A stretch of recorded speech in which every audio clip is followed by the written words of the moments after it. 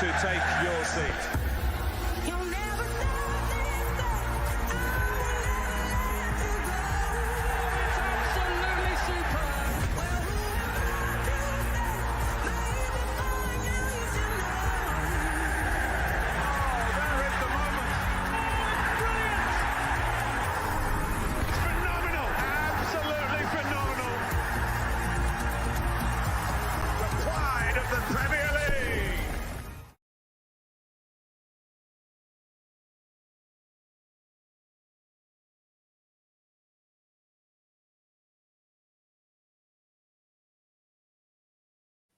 Yeah, that's a good intro still. That was a long intro, though. That's a lovely intro. Well, good evening. We're back for another Premier League reaction show with your boys, Deja Spurs, Sam Spurs for Life, Darius 3K, and Alex in the building. And guess what? Yes. We just realised that it's three Spurs fans to one Man United fan. Wait, let me stop you right there. Ain't that ironic? Ain't that ironic? It's three Spurs fans and one. Man, why'd you set him up like that? These guys coming on energy. Yes, you know what? Let him have it. Do you know energy. Because we're being professional right here. Right now, I could be sulking, I could be taking it out on my kids, whatever. But I'm not. I'm being profesh because we have a job to do. I have to say though, for this, and we're gonna do it. I have to say though, there was supposed to be another United person in here, but it got disallowed, didn't it? So yeah.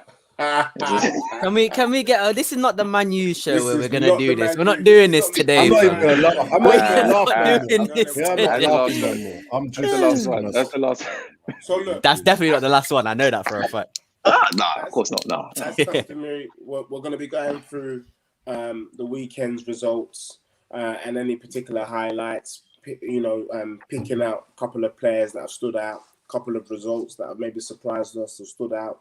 We're hoping to kind of keep this short and sweet, so within 20 minutes, half an hour or so.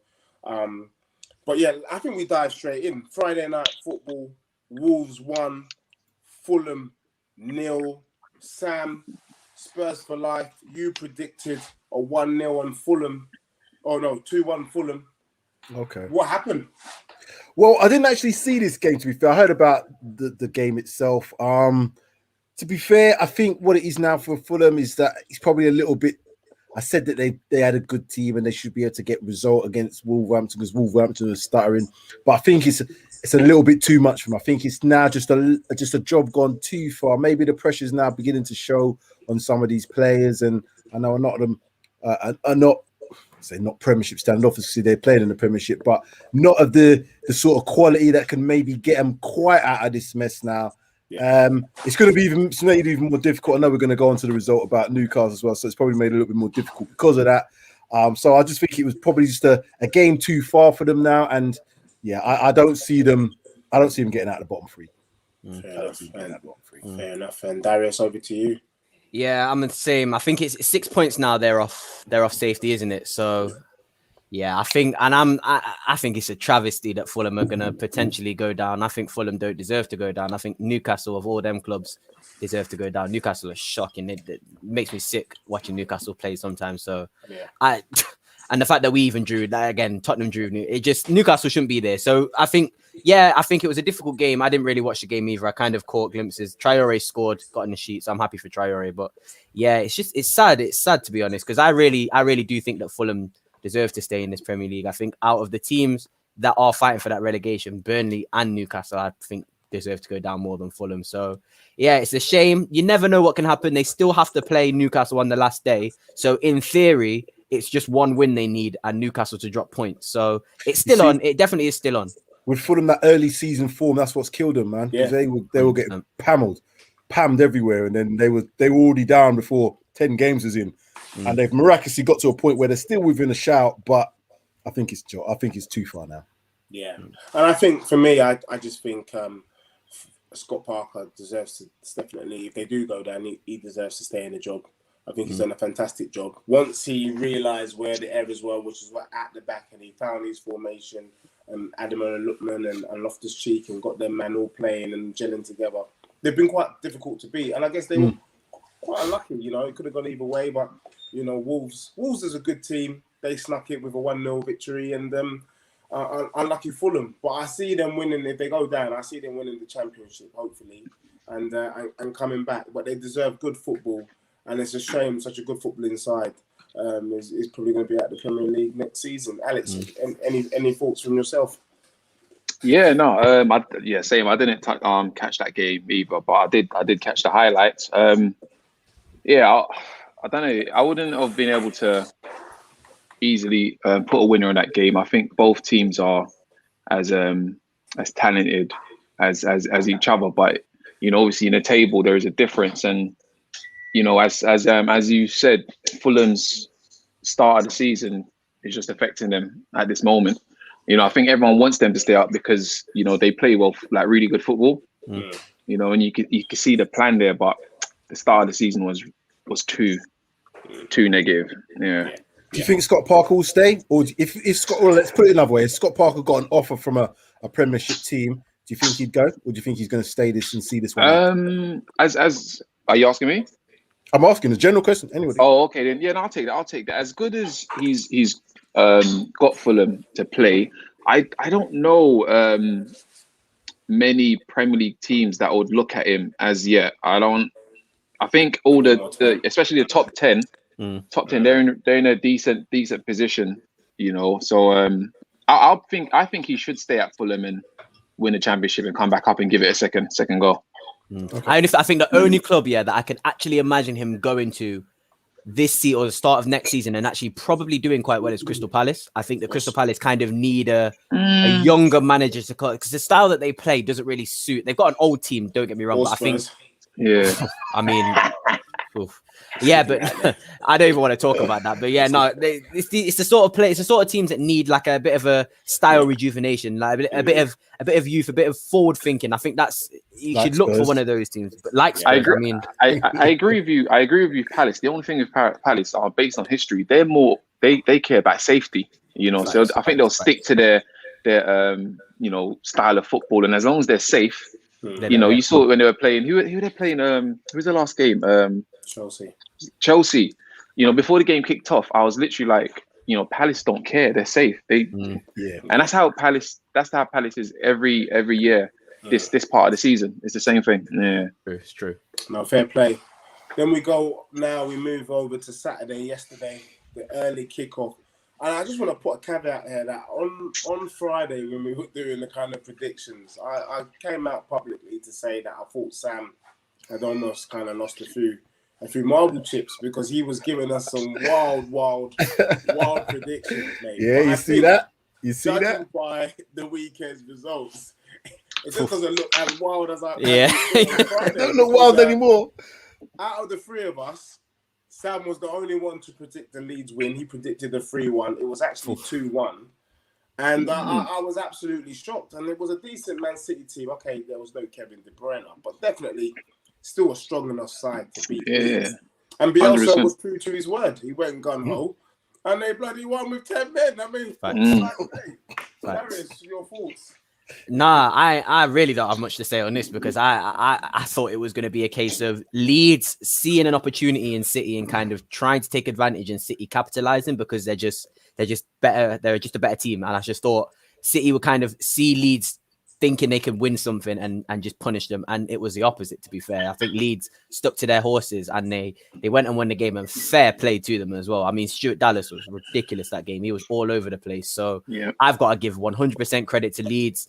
I thought they were going to get battered and they didn't. And they conceded only one goal with 10 men against Man City. And the fight, can I just say, and Sam, we were watching the game together. I know you can agree. The way City conceded that last goal at the end was very, very, very bad. Like if you look at the way they conceded, John Stones, a mistake he made. With 10 men like that, and you're giving the ball away on the halfway line, and that late on in the game, any player can't be doing that. So I think they'll look at them, and they'll look at themselves and be disappointed in that, and think they could have probably got a point. But credit to Leeds where it was. They went and they beat the champions, basically the champions. So credit to them. Big up to Leeds, and I was lucky. I was gonna take Stuart Dallas out of my fantasy Premier League side. Oh my God, Luckily, boy. I forgot to change my team, and he gave me a rocking 17 points this weekend. See that? But yeah, Alex, over to you. Your thoughts on the game? Yeah, nah. When I before the game kicked off, I definitely said it's gonna be like a 3-1, 3-2 to City. You know, I think you would have been brave to sort of guess otherwise, you know. But when Leeds scored that first goal, again, I was even surprised. I was like, that's Leeds, you know, they're gonna score a goal and concede a couple, you know. And then when it went out to 10 men, I was like, a couple's gonna be a lot. But one thing I can say about their manager is he did go a little bit more defensive. I don't know if it was because of the 10 men, but Leeds normally play that free-flowing football and this non-stop, you know, attacking. And he was a little bit more tight at the back, more and sort of tried getting Man City on the counter. And even before Leeds scored their second goal, I think it was Rafinha could have he went 1-on-1 with City's keeper, and that should have been a goal in itself. So now all fair credit to Leeds, man. They've done really well to pull that off. Thank you. And definitely just want to put a caveat, please, everybody, the Premier League show, please, if you're enjoying the content, please hit that like button and subscribe to your boys. Sam, just putting it also out there, this ain't financial advice, but you were saying the Leeds, you had predicted the Leeds victory. I can see that smile on your face. Go ahead, tell us why you knew that Leeds were going to bring this over the line. Put it this way, I didn't think they were going to win it in the way they did it yesterday with 10 men. Don't get me wrong. That was a surprise. However, I based it around the fact that City, one fact was that they played the Champions League game, Borussia Dortmund. That's not over yet, so they still got that to kind of take into consideration. The other thing is, Leeds are the type of team that I don't think City actually like, you know, in terms of that all-out pressure all over them. And I keep saying, if you do that to Manchester City, their defense has got a rick in them, because as good as John Stones has been, he's still got a mistake in him, in my opinion. And the way that Leeds kind of had that all energy, I just thought that there was something in it for them. When they went down to 10 men, I was like, oh no, this is not going to be my prediction. But they played well. They played well in terms of what they had to do. They didn't have many shots on goal, but they still kept up the same energy, they were attacking just as much as they were having to defend. Where you look, a lot of the times you see teams go down to 10 men and it's trying to like, we're going to have to try and play counter-attack. It weren't just counter-attack. They were still building up play and they were still doing things. And like Darius was saying, that goal at the end, that just comes down to Manchester City just doing what Manchester City do, trying to chase the whole thing, throwing everybody. They should never get caught out with 10 men and be overloaded at the back where they got you on a counter-attack, but they were. And these are the sort of things which makes me believe possibly that Spurs have still got a chance in this Carabao Cup final. But yeah, I'm glad Leeds got the victory. At least it shows now that if they are beatable. That's all I'll say. They are beatable. I was going to ask Sam, do you think that I was just going to think about the England game earlier on. Stones made a similar mistake as well in that game. Do you think that Diaz is as important as he seems to be, or do you think it was just an off game for the City defense? Because I personally think that Diaz is so key to that defense. It's ridiculous. It's almost like Van Dijk. It's leadership. It's leadership. Once Diaz is in that back line, he leads them. He pulls people around. He gets them back into position. So John Stones is a prime example of a player that can look a lot better with the right player alongside him. If you play him alongside somebody else who's very similar to him, he would look awful. Once he's got someone there that's more stable, he can afford to be a little bit more of a ball player. He can afford to maybe take a risk or two because somebody else is going to pick up the pieces. I don't know if it's an English thing, but John Stone just reminds me of, or Maguire reminds me of John. Maguire. Because Maguire needs a Diaz or someone like that next to him, and then 100%. He'll probably, do you know what I mean? 100%. So 100%. And Maguire, as I said, Maguire's okay. For me, Maguire is I wouldn't say overrated, but certainly a lot of people think he's better than he is. I think he's okay. Maguire's he's okay. That's about it. That's what I'm saying. I'm saying he's okay, but if technically, he's got somebody, technically he's not. I don't think he's great. But if you get someone alongside him that's a good player that can, Harry, come back here, do this. He could probably look a lot better than he is, and that's the way England need to just think about this. But to give, well, Man United have given them the captain's armband. I think that's a lot of pressure for them personally. But anyway, that's a different story. Let's move on. Yes, let's move on. But brilliant. Well, is it Liverpool versus Aston Villa? Liverpool winning 2-1. I said on Friday that I believe that Liverpool were back, and I predicted 3-0. It wasn't quite the 3-0, but Liverpool got 3 points, and they seemed to be heading in the right direction. They went 1-0 down, and it looked a little bit scary. And then they did their thing and brought over the line. So I think Liverpool are back for me personally. I think they are going to be marching on, and I think they will secure the third or fourth spot. Probably third with the way that Leicester's playing. Yeah, so for me, I wasn't surprised. But Alex, I know that they are your noisy neighbours. Your thoughts on Liverpool and managed to get that result over the line? Fun Liverpool, man. But say how it is. Yeah, no, I don't believe they're back. I think they're just scraping it was a victory that was scraped. Yeah, they were the better team, mainly towards the end, because they're definitely trying to go for that winner. I just don't understand. You know, one thing about that I don't get, right? How Salah just always scores. Like, it's just, I don't get it.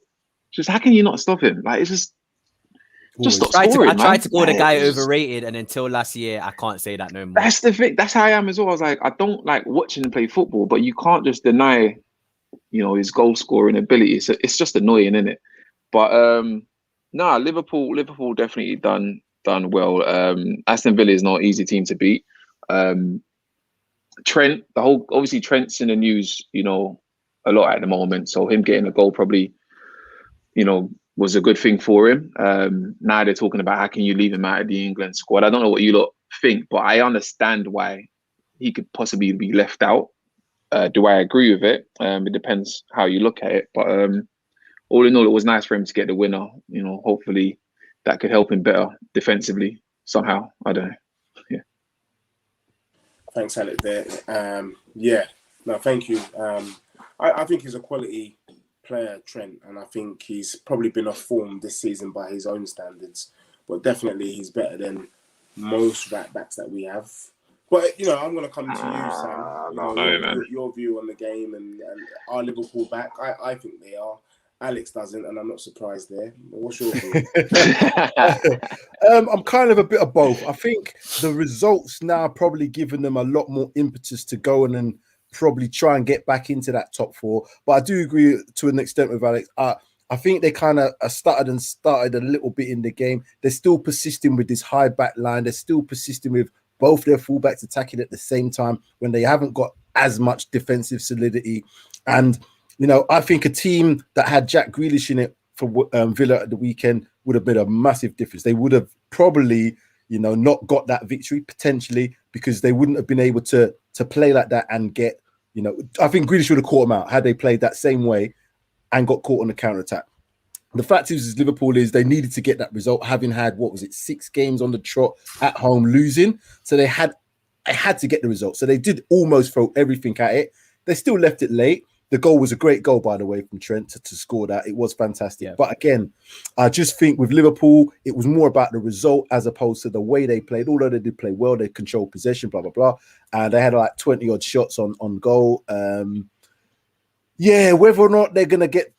I'd say if I'm looking at that top four now, I think Leicester might fall out. I think Leicester might be the one that falls out. And I honestly believe if West Ham keep doing what they're doing, they could stay in there. So it's either out and now Chelsea or possibly Liverpool. Chelsea are at the moment my favourites to be in that top four as well. I agree.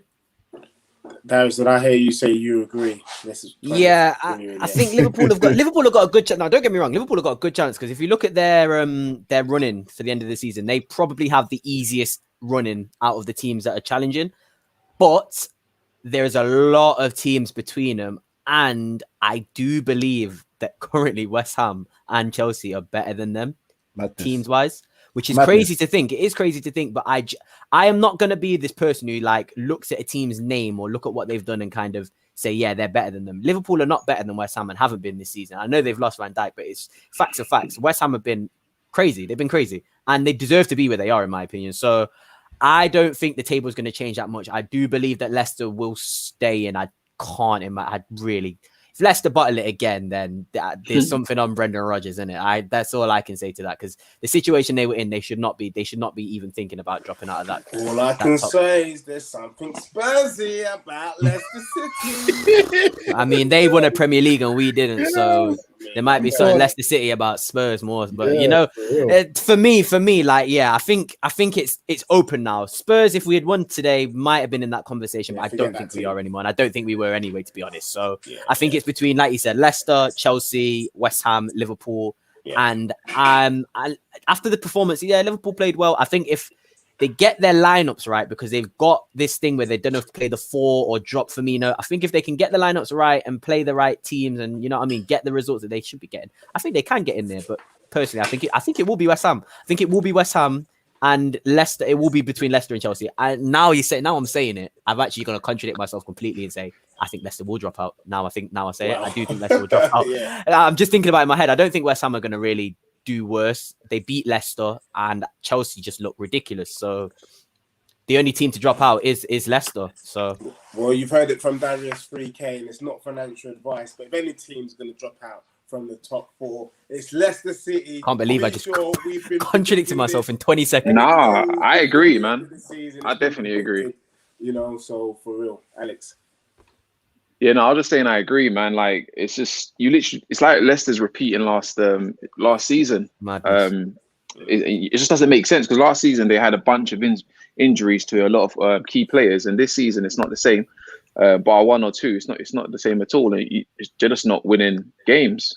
Just doesn't make any sense, really. And Brendan Rodgers is a good manager, He's got history. I don't know about he's got history of doing this. That's it. Not in Scotland, but he's got the history. Yeah, he's got the history. Yeah. My only explanation for it is they just burn out. I think they play burned out. Exactly the point. It gets to the tail end of the season and they're just shattered. Their legs. Possibly. Yeah, I agree possibly. And maybe with an increased depth in the squad, like I said, maybe if Rodgers was managing a team like City, he might have success. Do you know what I mean?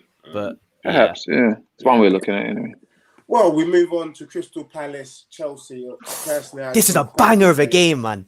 I predicted 4-0. Did you say 4-0? Chelsea 4-0 and it was 4-1. I was Benteke did you dirty. To be honest with you. What did I say? You said 0-0. Oh God! What I was thinking, and it was 4-1. And to be honest, we don't need to spend long on this. Chelsea delivered. I think Alex was right. Alex said that. I had said on Friday that I thought Zaha was very much in the Ivory Coast, and I thought I saw Georgian Ayew at Heathrow boarding a plane to Accra. So to see them get spanked really by Chelsea 4-1 was no surprise. I think Chelsea, Tuchel, we did say that it was a freak result against West Brom. They're doing all right in the Champions League. I think they could go all the way to the final, to be honest with you. And I can see them finishing again within the top 3-4. I can definitely think Chelsea will occupy the Champions League spot. I'd be very surprised if they didn't. And the result wasn't a surprise. Darius? I did watch this game because I kind of wanted to watch. I haven't watched Chelsea play in a while, and I saw Havertz starting, and I saw Mount starting, and I thought, let me check out this game. And boy, Havertz, I'm telling you now, and I've watched Havertz since he was at Leverkusen. I didn't think he was gonna explode like obviously like certain players certain people were expecting, but also didn't expect him to kind of be this slow at the start of the season. But if he's gonna continue and if he can make that consistent performance a thing, and the way he played against Crystal Palace was ridiculous. He took a touch over a centre back. Something happened where the ball was played over. Did you see that? When the ball was played over the top, he took a touch over the centre back and then volleyed. If my man scored that would have been the best goal of the season. Oh my gosh, that was ridiculous. So shout out Havertz. I think he played really well, and shout out Mount as well. Mount is clear. Mount might be Chelsea's best academy export. He's ridiculous. He's a ridiculous player. And shout out Tuchel as well, because I'm kind of scared. The guy said in a press conference, we focus on the defense. We've worked on the defense and we sort of fixed it. Now we're going to focus on the attack. And if he can just turn on the attack like that, that's kind of scary, because he went from scoring no more than 2 goals to them putting so much pressure on that Crystal Palace team that they were 3-0 up in 30 minutes. And if he can turn it on like that, that's quite scary to me. So Chelsea look very, very strong. Darius, you called it on Friday. You said Chelsea would probably be the team next season that will rival City. And I look at that Chelsea team now, and I think, having watched the game against Leeds, I think they can beat City. I think honestly, look at the squad that they've got, bro. Look at the squad that they've got. That team is dirty. Disgusting. Dirty team. Disgusting. Sam, I'll bring you in. So what I will say to that is the Tuchel thing. I agree. Tuchel's probably the best manager to come into Chelsea to do what he needs to do at the moment. All the pieces were there. And when I say all the pieces, all the players, attacking players are there. He's managed now. What Tuchel does well is he tactically sets up his teams to be able to perform in any given way. So he's found a way now to get the best out of defense, but also to get the best out of the attacking players. The only problem I see them going forward is keeping all these players happy, because that's going to be a tough challenge for any manager. So maybe two of them might have to go. Maybe Tammy will go. Maybe like see the likes of Tammy Abraham go. Is Giroud? He's probably likely to be on his way as well. So there might be one or two that ain't going to be able to make it. If he can keep the players happy, and by all accounts, he looks very similar in a similar mold to what Jurgen Klopp is, the way he kind of hugs them players, gets them on side. You know what I mean? That sort of management style looks like it. Yeah, I want to play for this manager. That will come to a point when it's going to be, right, who do I need to play? I'm going to have to drop you. If he can keep them all happy, you're right. I think they're going to go and do something big next season. Just on the stats alone, looking at the stats. This season, I think they could win that Champions League, you know. Potentially, I still think there's teams out there who are more organised at this moment in time to beat them, but he's got a good shot, don't get me wrong. But just looking at the stats from yesterday, 64% to 36% possession. They had 23 shots, Palace had one shot. And seriously, that was a goal then? That must have been a goal. Yeah, it's a goal. Wow. So you can just see that they've managed to shut them out. They've managed to keep the midfield strong and maintain the attack, and that's frightening. That is frightening. Yeah, extremely. I agree. Alex, over to you. Yeah, so I'm going to touch on Chelsea's last game. A lot of people was making a huge deal about Tuchel losing. Obviously, I think it was it 5-2 to West Brom? It does sound bad. It does sound bad. Can't lie. It sounds bad. But what I was saying, I was like, look, when a guy's come in and he's gone unbeaten for so long, you know, you can't judge him on his loss. You have to judge him on how he reacts to it. And boy, did he react! And it's not even just the fact that they won 4-1. It's the football that they were playing. Like, I know you spoke about Havertz, but he was on crud. He was doing some madness yesterday. It was ridiculous. And I was like, is Crystal Palace even trying to play football? And that's why I was saying, you know, when Crystal Palace are safe, it's like they just don't care.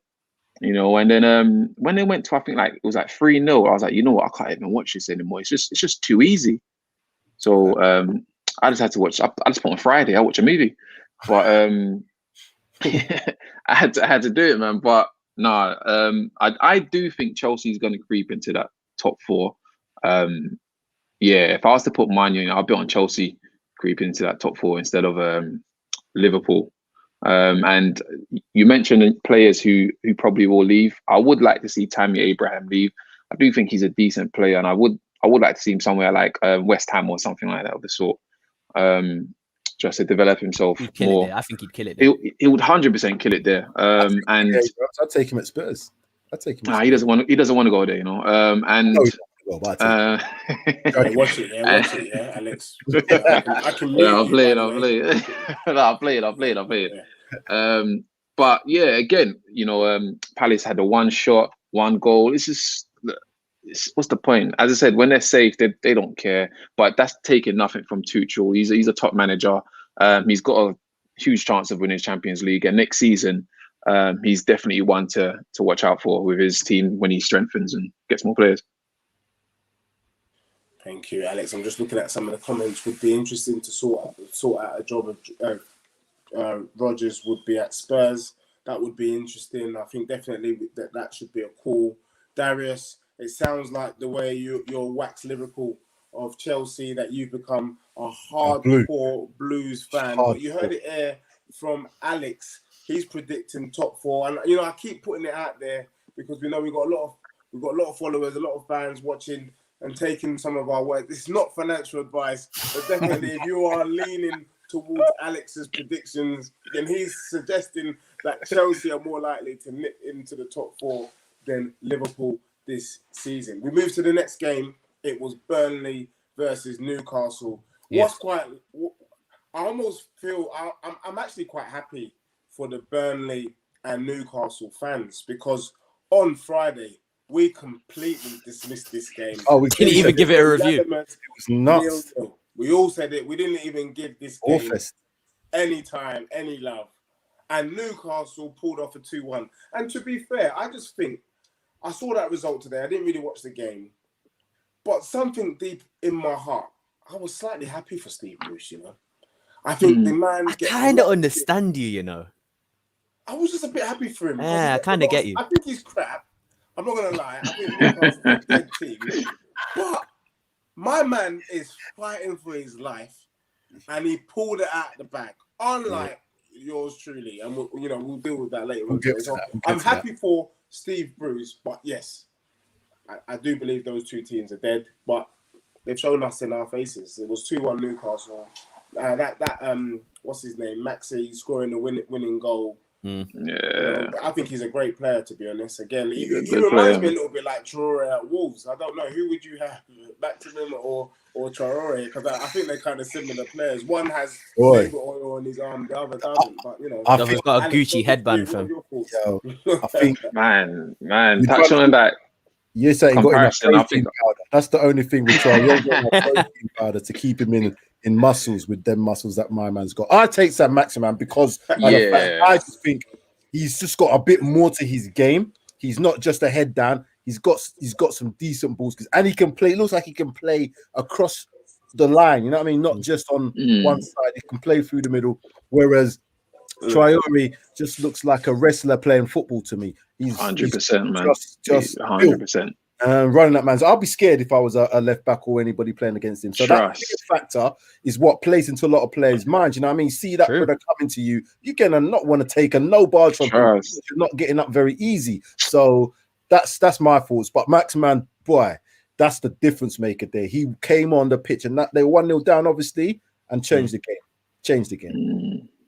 Yeah, no, definitely. Now, I also agree. I think Sam Maximan's he's a very good player. But do you think that he could play for a top 6 team? Do you think he's good enough to play for a top 6 team? I would have him at Spurs. I'd have him on the right side at Spurs. 100. Now, you lot will have everyone at Spurs, innit? Oh, facts.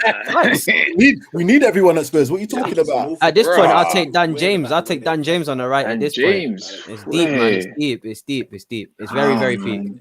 That's mad, you know. It's very, very peak over in North London, my friend. I don't think you understand.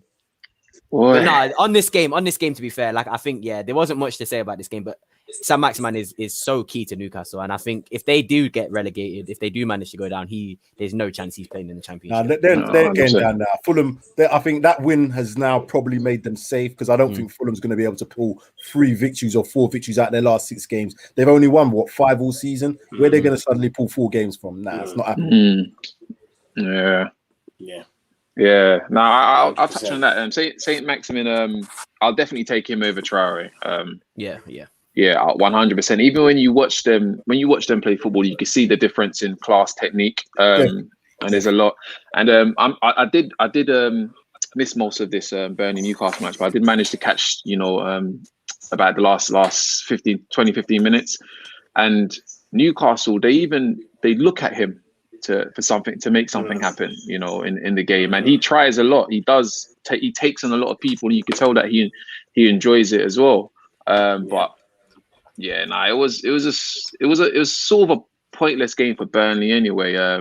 I'm surprised Newcastle even came back from a 1-0 win, because they look down and out, and this might be a win that will make them go on and win a couple more games and make sure they stay safe. But I still would rather them get relegated than Fulham. I'm not gonna lie to you, man. I just see Newcastle as a pointless team every time they come in the Premier League, man. Like they're not doing nothing. They're such a big team. It's not Newcastle's fault. I think it's more. You know what? Yeah, no. I doesn't give a damn, does he? I'll take that back. Yeah, I do. When I do feel sorry for them in that sense. It's not fair, because obviously the fans want more, the players want more, and they need more, but they're just not getting it. You know what it is? I was just going to say, Sam, Deji, go on. I worked up in Newcastle, lived up there for a couple of years. It's not even so much that the fans want to win leagues or this. Obviously, they want to win. What they want is to see the players that play put 100% effort in every single game. Yeah, they want growth. They want to see growth. And they want to see good football. That's if they get that effort and good football, they're done. They're happy. That's it. That's why they like Rafa. Yeah.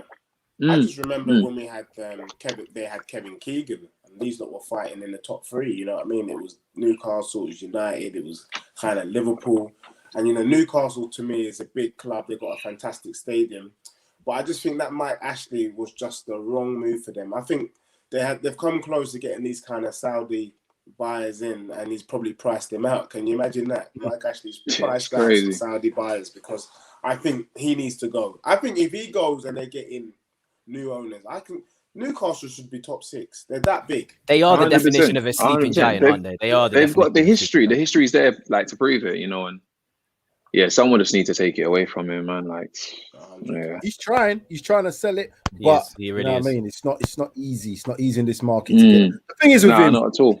He's got money, but when you compare him to the people that have now come into the game, they've got more money. So he's not like that big cheese anymore. When he first come in, they were saying, "Oh yeah, Mike Ashley's got money, JD Sports, all the rest of it, whatever he's got." A Sports Direct, sorry, not Sports JD Direct, yeah.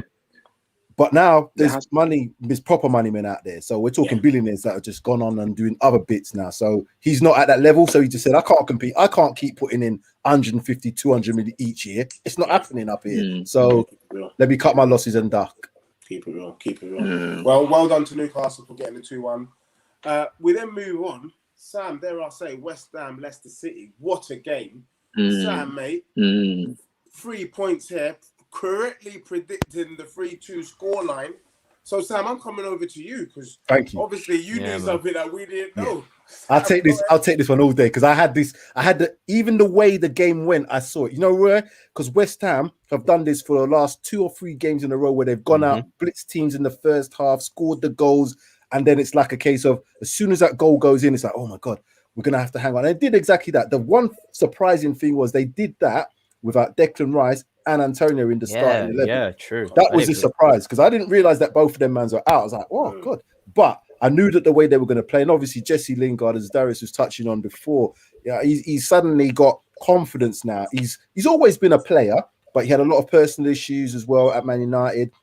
Obviously, not being in the team in and out, he's not going to be guaranteed to start at Man United. I think just having that confidence of knowing he's one of the first names on the team sheet, that's just said the man. Yeah, and he's one of them players as well. He plays with confidence. You can see he's got a bit of swag about him. He loves to bust a little dance when he scores, and all that sort of thing is confidence. And when you just build that man up with confidence, he'll do bits like how he's done. So it's no surprise. And the match itself panned out exactly what I saw. I thought it was going to be like frenetic and all the rest of it. And yeah, high scoring 3-2, and that's 3 points on the board for me. Equalised at the end as well. Leicester could have equalised at the end. Yeah, which was a mad one. I know Darius has got a few things to say and he wants to kind of put a spotlight on Lingard. So I'm going to come to you, Alex, and then I want to take it to Darius. Yeah. Listen, I can't not put a spotlight on Lingard also, man. It's not even because he's a United player, but as you just said, he's had his issues, at United not being in the team, and he's also had issues off the pitch as well, in terms of his family. And like someone like him, no matter who you are, you like to see him enjoying his football. He's a positive guy, and when he plays well, he does feed off the confidence, and he continues. And him being himself is helping West Ham like big time. If he's not scoring the goals, he's playing some part in the goals. And he's literally unstoppable. And right now, it's just hard to bet against West Ham losing any game. And the only thing is, even if they do have to sort out the defense issues, especially in the last about 10 minutes of the games, they do intend to sort of leak goals. Declan Rice is a huge miss, but it's something they definitely need to look at going forwards. Leicester, I don't know what's going on. It's same like a repetition of, it's just the same as always. And one of you guys did mention maybe, is burning out, it possibly, but I don't know, man. They're footballers, they should be used to playing 38 games plus a season. And I don't know. I don't know. Maybe it's confidence as well. Maybe it's overwhelming. I have no idea, but it's not a good look. And I don't think they're gonna finish in the top 4. I really don't. John Vardy's not scoring goals. I don't know. Yeah, they kind of remind me of the Snowpiercer. It just looks like they've just kind of run into too much snow and they're kind of Before I bring you in, Darius, I just wanted to say that for me, it was always a case of Lingard and Dele Alli were similar type players, and I used to always kind of flip between the two. Who's better, Dele or Lingard? And I think that was also what was going on in the England side. I think they were both kind of fighting for that number 10 kind of spot. I used to think, and I think if you look at both of their seasons or their last couple of seasons, they've been going through the same thing. It hasn't been going great at their club, and we see that one man that's been able to kind of fight through the adversity and has come back, and now we're wax lyrical about him, and the other one that's just allowed the adversities or the kind of barren patch to kind of really just impact his game, so much so that as a Spurs fan, we don't even ask to see Dele Alli. I don't even know if he was on the bench today. I don't know. I mean, he's growing a mustache, so that's he's got that going for him. And he's got that Boohoo contract as well. Yeah, he's got that going for him. Photo shoot lined up with Boohoo next week. That's there you go. So listen, Jesse Lingard does the same sort of thing. Jesse Lingard likes to be all over social media, all the rest. The difference for me is Dele Alli is, in my opinion, is more of a sulker. Where if he doesn't get his own way, he seems to sulk. Jesse Lingard, you didn't hear nothing from him when he weren't in the team, and you didn't hear nothing from him. He just done his thing. No, I didn't even know about his personal issues, and that's the sort of thing. When you're a professional player, you should be able to be professional. So if you're not in the team, don't go sulking about it, telling people this and that, and just showing it on the pitch when you come on.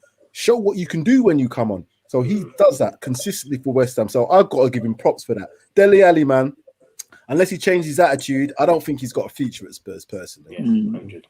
Darius. Look, I don't know about you guys, but Jesse Lingard has to be on that plane for me. I think Jesse Lingard is a perfect example of a player who doesn't need somebody to get on his back. He just needs somebody to put his arm around him and say, "You are good enough, bro. Just go out and do your thing." And it's as simple as that. He's like you said, Deji. He's kind of being told you're the main guy. You're gonna start now.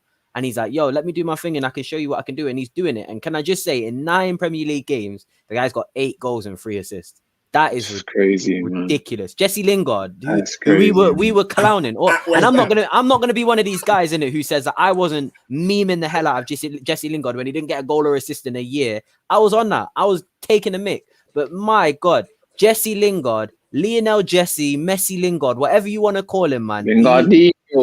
He's proven himself, and in my opinion, he has to go. He has to go to the Euros over Maddison at the moment because he's proven himself. He's and the thing is, he actually played well for England in this recent international break as well. So for me, just big up Jesse Lingard, innit? I'm so happy for the guy. He's one player that I couldn't be more happy for because he's 100%. One of those guys, like you said. I know, Alex, you're a Man United fan. I didn't really know much about the personal stuff either. I don't know how bad it got for him at Man United. So to see him just enjoying his ball, just doing his thing and just enjoying it, it's nice to see, innit? It's just nice to see a guy, 100%. You know what I mean, who you could tell who just wasn't enjoying life and just wasn't really enjoying his ball, just enjoying life. So just big up Jesse Lingard. That's all I had to say for that one. That's just Jesse Lingard. If you're watching the show, which we know you are, my dog. Look, I want us to really, because of time as well, we really want to skip through the next game, Tottenham Hotspur versus Man United. I'm putting up the banner. I thought it was one of the worst games I've seen in a long time. I thought both teams were absolutely terrible, but we were just worse. It's hard to judge a game when a team is so bad. And Tottenham are void of any ideas, mate. I think in the first half, we got a good goal, and that was about it. Harry Kane was missing. Son was missing. Moira kept falling down because that part of the pitch was either over too much water or he was wearing sliders. I don't know what was. I put the blades on instead of studs, man. You know, there was. We made Luke Shaw I mean, I called Luke Shaw on the United agenda. I called him the Thing. Do you know what I mean? I called him the Thing because he's fantastic. I remember football. watched that. It was funny. I wasn't Funny too though. sure what he is, but my man's the tools. And the thing is, that Man U team was so disjointed. And then we made Cavani look like he was 24. We made him look like Haaland today. Stop it. So Stop I'm it just now. pissed. I knew we were going to lose by 3 goals. I knew it. And I just want Jose out. Okay. Right. So I'm not. If you just want to watch, just watch the post-match reaction show. You'll know exactly how I feel. What I will say about today is is just the fact that what made it so bad for me. And no disrespect. I keep saying this. No disrespect, Alex. When we made Fred, who I said Fred is from Bradford, we made Fred look like he was from Barcelona today. We made the man look like some sort of worldie. Man popping up in the 6-yard box, knocking in a goal, and then turning and saying, that can't happen.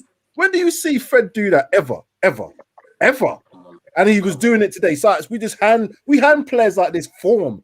Here you go. You want a form? Here you go. Sign it right there. Yeah, you got a form. It's madness. It's absolute madness. I'm not having it. So that's all I've got to say. I'm gonna second. I'm not even gonna get onto the players or the team. I'm gonna keep my energy like I did in the post match and say, Jose Mourinho, this is on you, bro. And I don't want to see him no more. Because how can a guy complain about the defense, complain, and then start Dyer and not start Toby? And then how can a guy 55 minutes in, when it's 1-1, not 1-0, not 2-0 to Tottenham, 1-1, bring off Lo Celso, bring on Sissoko, bring off Ndombele, bring on Lamela, and not bring on Bale, and not take off players who deserve to come off?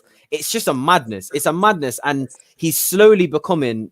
He's looking like he's gone crazy. He looks like he's lost it for me. He just looks like he's lost it. When you dash in Sissoko on, and then when you concede 2-1, you just think, raw, we've just conceded. We need to dash Bale on in the 80th minute. It just looks like you're freestyling. It looks like you're ready to just take the 30 million and go, and you don't really care how it comes. So I'm going to get on the players, obviously, but this game particularly, I don't know about you, Alex. The first half, I feel like you didn't play very well at all. And then you didn't even set up right either, because you wanted. It looked like you wanted to counter, but you had played Pogba and Cavani in your front three. So how are you expecting to counter from that? And then in the second half, you came out the traps, you dominated the game, and then we made substitutions that allowed you to dominate the game even more.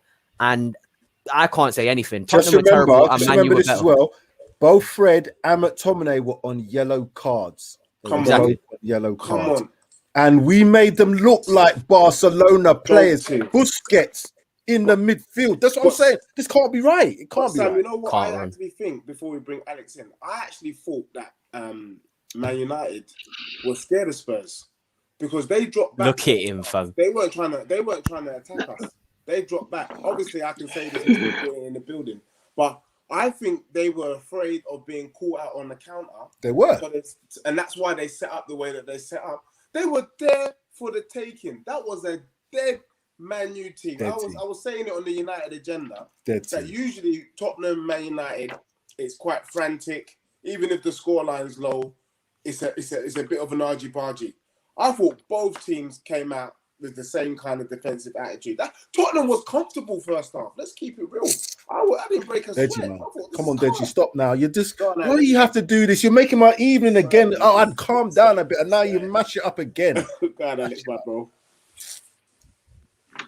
You done? Yo, Alex, I want to hear this. I'm putting my mic. Wow. Yo, nah. Look, you know what? Yeah, let me start off with the positives. Yeah, let me say something positive about Tottenham. We know Son's a goal scorer. He's got the pace, the skill, but he's an amazing actor as well. Just want to put that out there. Come on, Dominic clapped his face about it. He could have got sent off. He touched him. It was a touch, man. Could have lost his eye. Lost his eye. And then went up and scored. Anyways, but no, on the game, first half, United was trash. Both teams to me were really trash. But I expect that from Man United. We haven't played a game for, I don't know, maybe two years now where we played the whole 90 minutes really well. Truth. The starting lineup did surprise me because I thought Oli was going to go for the same old pace and counter attack, but he knows Jose historically is strong defensively. I don't know what's going on now, but historically he's strong.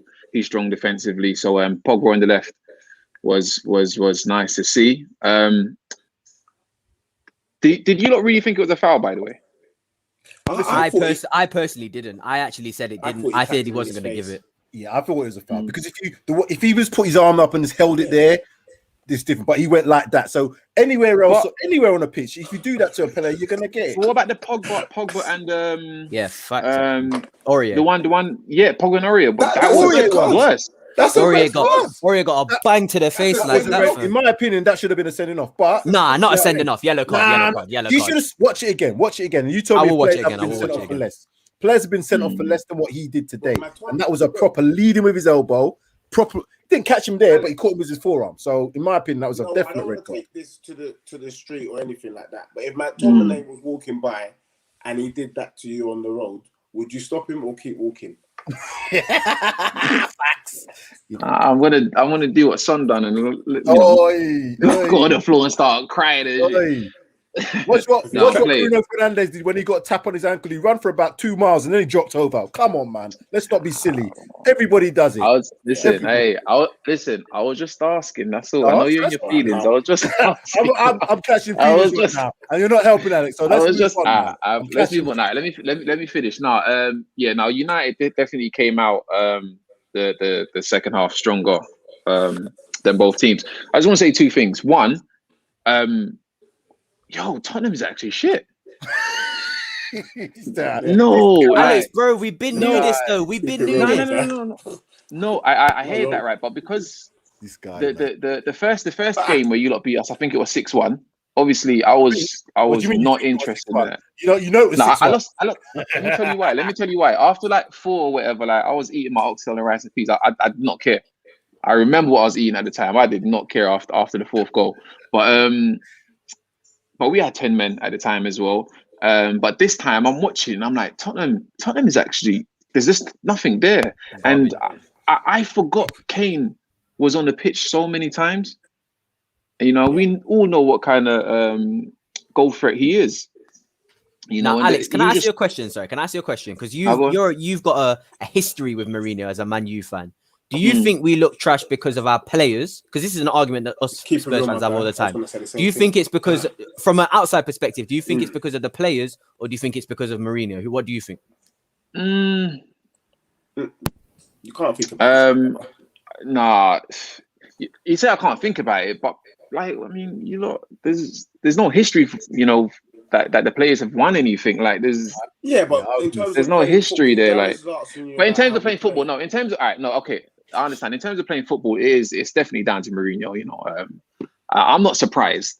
But at the same time, you lot are scoring a lot of goals. So I don't know. It's weird because Mourinho's not known for that. He's not known for his team scoring. So many goals. But at the same time, it is Harry Kane. Harry Kane does what Harry Kane does. So and Son as well. So they do what they do. But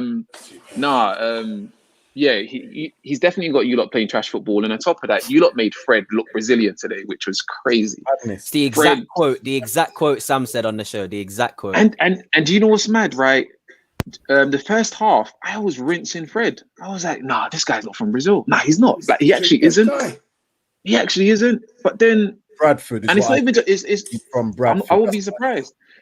Like Bradford, Brazil Street probably, but it's not even just a goal. He started the goal and he kept it moving. Like he was playing like a Brazilian, which was absolutely crazy. And we had Luke Shaw pinging the ball in the box to Rashford.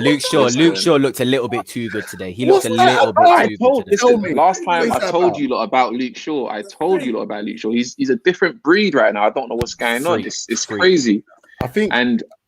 Sorry, Alex. I think what Amondi and a couple of guys were saying on the reaction show was that it was the Jose impetus. They were showing Jose, look, you did me dirty when you was here. I'm going to show you what I can actually do. And the man was just on fire today. No, I can't take nothing away from him. He was by far the best player, in my opinion, today. But they gave it to Cavani in terms of man of the match. But I thought it was Luke Shaw. Yeah, they would do. So someone who I definitely want to shout out as well. I think Pogba was sort of under the radar. I think because he had less of that defensive duty to do. He was literally just, involved in sort of everything and making it happen.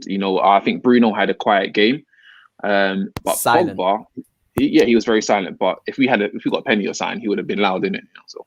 But Pogba, I think he done a lot. He hasn't got the pace of Rashford or Daniel James to counter attack, but he would take on players, or he would draw in 2 or 3 players, and then give the ball to someone. Or because he's not an inverted winger, he's going to look to feed Cavani. He's going to look to feed Greenwood or whoever's playing up top. So I think that helped us as well, rather than someone just coming on the wing trying to cut in and shoot. So yeah, I like the second half was a big bonus for us. Yeah. I knew it was all over when he brought on Sissoko. As soon as he brought him on, I just saw Space Jam. Finished. So, I said that. So I said exactly. As soon as I was effing and blind, I said that's He killed us. He killed us. You know what? Yeah, I said I was saying the same thing when he bought on Greenwood. I was like, yeah, it's finished. Yes. I mean, and the thing is, you know what's mad? He came on and got a goal and assist. Greenwood. He actually goal and assist. I'm mad. Goal and assist, man. I'm mad. Oh, one more question. I got one more question. Sorry, Alex. Man U to next year. What do you think is in it for Man U next year? Because for me personally, I can see only plateauing with the manager that you've got. I think that you'll probably stay in second because you'll make a few good signings. But do you think you can? Chelsea are better than them. Oh, sorry, yeah, Chelsea. Sorry, I think you're gonna. And I think Liverpool, when they get over their injuries, they'll be better than them as well. So I don't think they'll be up in the top 3. I think they'll be 4th. Is rubbish. So do you? I'm asking. Do you think you can stay at that level? It's rubbish. I'm just letting you lot finish, innit? In your feelings and that. No, you know what? It's very hard to say because it depends on this transfer window. The whole Pogba situation. He's got 1 year left on his contract after this season. What's happening with De Gea? Are we going to buy Cavani as well? He wants to go. Are we going to get a right winger? Are we going to get a centre mid to with Maguire? There's so many unanswered questions that it's hard to say what next season looks like. We have to literally see what this transfer window says for the ins and for the outs, and then I literally have no idea. I would love to say based on this season, we're going to finish around 2nd or 3rd, or we're going to win a final or something. But with all these players that are on the line of staying in or going out, you just don't know. Well, I'll just add and the big players as well. What I'll just add on to that is for all teams, I think having fans back in the stadium will make a big difference, because there's no way on earth that Man U can play counter-attack football at Old Trafford every week. There's no way. The fans won't allow that.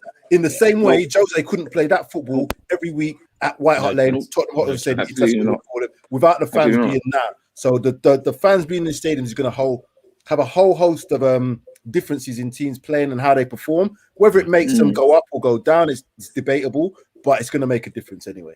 Yeah, absolutely. Well, thank you everyone for that. Jose out. It's not personal.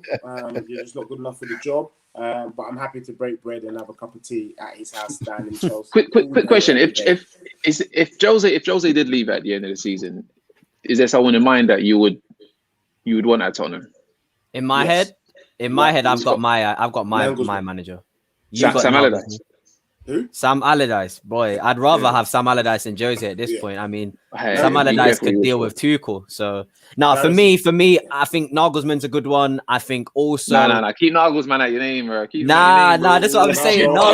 That's who we're getting, bro. Yo. But I will say, Deji, the problem is, my only fear is with Nagelsmann is I'm hearing rumors that Hansi Flick isn't signing this Bayern contract because he wants a Germany job, which means that Nagelsmann will get the Bayern job. So I think that's what Nagelsmann's holding out for. I want Jesse Marsch from Salzburg. I don't care what any man says. I think Jesse Marsch is very, very, very good manager. He's got he's got tactical awareness, and he's a very, very good manager. But we ain't going to get any of them. You know what's going to happen? Spurs will probably go and sign Scott Parker or someone like that and paper over cracks, because it's not what it is. Gone. Can you tweet Spurs? Only because we know what our scouting's like, innit? Whilst everyone is out in Europe, our scouts are down in South America or somewhere.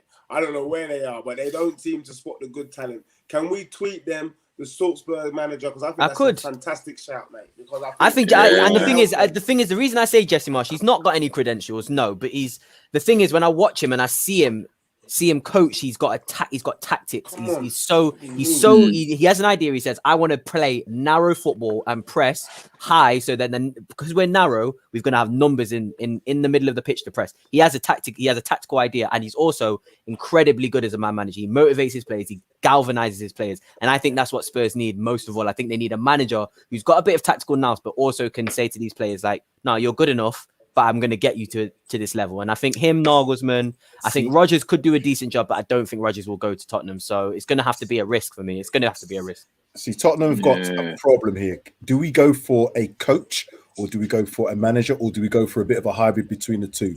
We've gone down the coaching route with Poch, had some sort of success, whether you call 5 years of success being in Champions League and getting to Champions League, but not actually winning anything. Or do you bring someone in and I would say someone like an Ancelotti would be the perfect sort of person. But again, he's going to want money. Everybody that comes to Spurs, unless they are going to be like an Arteta and just say, you know what, I work with what I've got, is going to need money to invest, because there's players in that squads we know aren't good enough. So for me, I really don't know who I want. I'm more looking at, right, we need to get rid of certain people out of that football club for somebody to come in and have almost like a bit of a clean slate to then start. So you may as well keep Jose and let him get all the deadwood out and then bring someone in. For me, I don't see the point. The only reason I don't see the point in that is because he'll probably go in December, and then you may as well just sack the manager in the summer and start again. There is that. There is that. But Jose, you can't lose Jose and Harry Kane. You know, we can. I think we can. Genuinely. I think we can. It'll be peak. Don't get me wrong. It'll be a very tough couple of years. Peak. It's an inevitable, and we were discussing this in our group chat. It's an inevitable rebuild. We're gonna have to rebuild anyway. So it's one of them. I don't know with Tottenham. We spent a lot of time on this one, and we've got to be fair to the other teams. We had one more game, and it was Sheffield United 0. Arsenal 3. The only thing I can say, despite the result this evening, is that if there is a team I consider, if Tottenham's trash, then the Arsenal team is probably sitting alongside them, because they're baked pretty beans. woeful. That's themselves. what they are. They are trash. baked beans. But they've managed to beat Sheffield United, who have already packed their bags and are already making their table in the Championship for next season. But they've pulled on a 3-0 victory. We all said on Friday we saw a Sheffield United win. It hasn't happened. Arsenal, the season's pretty much nothing. They drew midweek, I think, and I can see them going out of the Europa League this week, which is then they're in the same position as us. So, Alex, I'm probably going to start with you, since you're the neutral here on this one. What's your thoughts on the result? But more importantly, what's your thoughts on Arsenal? Results not surprising at all. I know you got some Arsenal fans in the world right now, you know, losing their mind because they beat Sheffield United. But I know, losing their mind. Yeah, losing their mind. We're gonna win the league. Madness. It's not surprising. I was just looking at the stats, and I was seeing if Aubameyang actually played today, because I don't know what's going on with him. No, he didn't play. But you know, Arteta has Lacazette playing pretty decent. You know, it's probably one of his best seasons, really, Lacazette, under an Arsenal shirt. But as for Arsenal, exactly, I say something. As for Arsenal, the Premier League right now is a pointless. I don't know. Maybe they could, you know, push for Europa League position, maybe. But I don't know. For the next Europa League game, they're going to. What's the team they're playing again? Slavia Prague, I think it's Slavia Prague. That's it. Yeah. Who they haven't lost a game at home for like 22 matches or so, and I don't know. I think they're going to be at the Europa League this week also. Oh, so it's going to see, Listen. you know. So I don't know. I don't rate Arsenal anyways. It is what it is. For me, For me, sorry, I want them to. No, I tell a lie. Obviously, I don't want Arsenal to win any game, but I don't mind if they actually go through on Thursday. The thing being is because if they go through, they'll be so gassed that they'll forget about the league again, sort of thing. So all they'll be thinking is we can win the Europa, we can win the Europa. Then they'll get slapped up before they get to the final anyway by Villarreal. So and that's Unai Emery as well. Yeah, and that's not. So by the time they get there, Ooh. something like 30-something games gone, and then they really will be in the mud. So then it's like That's probably written, man. So that's how I'm looking at it. Because if they go out on Thursday, what it will be is like similar to us, there might be a few papers over the cracks and all the rest of it. They'll start going for it, and they might even get up into the top 6 or 7. If they don't win if they win on Thursday, should I say, all their thoughts are going to be on the Europa. And that's it. So they won't even bother with no league games. And then they might drop to about 11th. Because if they won it and they were 11th, they would say, we won a trophy. But if they don't win the Europa and 11th, that's peak times. Yeah, that's ugly. Yeah, 100%. I agree. Yeah, I ain't gonna lie. I don't want them to win because like you might need to do a job, fam. Nah, because if Arsenal win and they do focus on the Europa League, that might work out in their benefit. And if they do win the Europa League, that's Champions League for them, and that's a good season for them. It's a big risk. That's a good season for them, and I'm not trying to see that. To be honest with you.